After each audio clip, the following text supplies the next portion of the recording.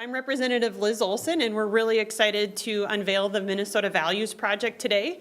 The Minnesota Values Project is an initiative of the Minnesota DFL caucus to engage legislators, Minnesotans, and community groups in a conversation around the future of our state and our shared values. So over the last 9 months, House DFLers traveled the state to listen to Minnesotans and have conversations around these values. We had deep conversations about our future, our hopes, and our dreams, what is keeping us up at night. Minnesotans aren't thinking specifically about policy or gridlock at the Capitol.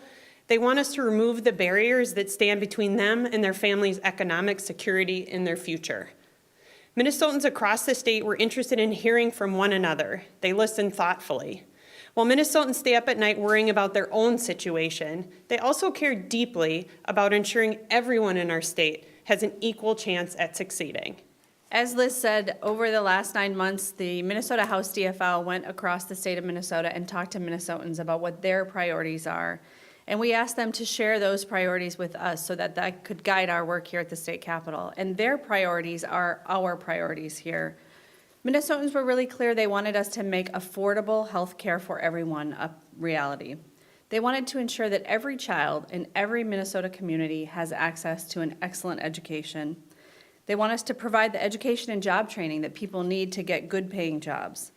And they want to ensure that all Minnesotans have the opportunity to be safe, healthy, and successful. As we approach the Easter Passover recess, unfortunately, Republicans in charge of the legislature have failed to make progress on these issues that Minnesotans are saying are their priorities.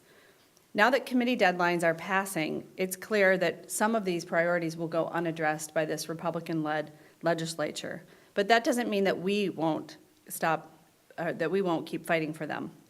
While our economy continues to grow, there's too many Minnesotans who are not making enough money to provide the kind of standard of living that they want to for their families. Here at the Capitol, too many of the gains are insured to go to the wealthy and well-connected rather than regular Minnesotans.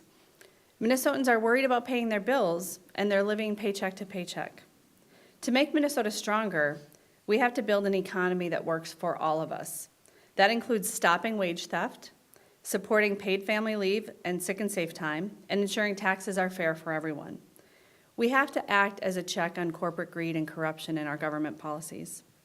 All Minnesotans deserve the opportunity to be healthy and successful, and the Minnesota House DFL is committed to fighting to make that a reality for everyone. And we learned from going around the state that Minnesotans, their top issue is health care. Minnesotans are feeling the pain of premiums and deductibles that are too high. They're feeling the pain from limited coverage and provider networks and a complex and confusing system that's difficult to navigate. We believe that all Minnesotans deserve access to affordable, quality health care. In our agenda, we support the Minnesota Care Buy-in Plan, implementing premium discounts that go directly to consumers instead of giving out handouts to the insurance companies. We support repealing for-profit HMOs, requiring nonprofit HMO dollars, they should go to nonprofit purposes instead of funneling them to for-profit institutions. We support ensuring that women have the right to make their own health decisions without interference from their employer or politicians. And we support empowering our Attorney General to sue price gouging drug companies. Simply, we believe we all do better when everyone has health care. I'm Representative Clark Johnson from North Mankato. I'm the author and have about 45 co-authors of the Minnesota Care Buy-in. And we held town halls across the state, and those town halls confirmed what I hear from my neighbors, that people want another option on that individual health insurance exchange. And they need it. And this is particularly true in rural Minnesota and particularly true for farmers. And the idea is that we would offer Minnesota Care as an option on MNsure, whereas if you're a family, you could choose from the other options, if there are other options available, and Minnesota Care would be one of those, and you would make that choice for your family. Minnesota Care has excellent networks, and it would be, in our opinion, more affordable for Minnesota families. My great disappointment is that the Republican majority has refused to hold a hearing on this. is clearly an option. It's something that Minnesotans want. And the fact that we cannot get a hearing means that we cannot move forward in giving Minnesotans another option on the individual health insurance market.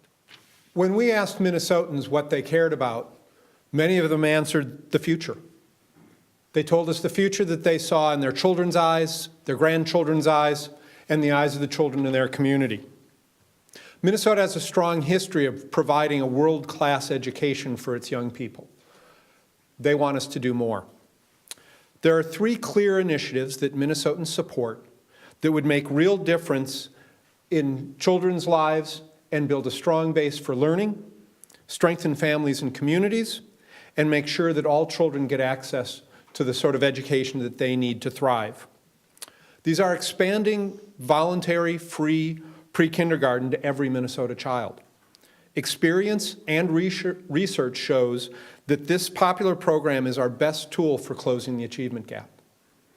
Full-service community schools that build partnerships between parents, schools, and community organizations to better support students and families.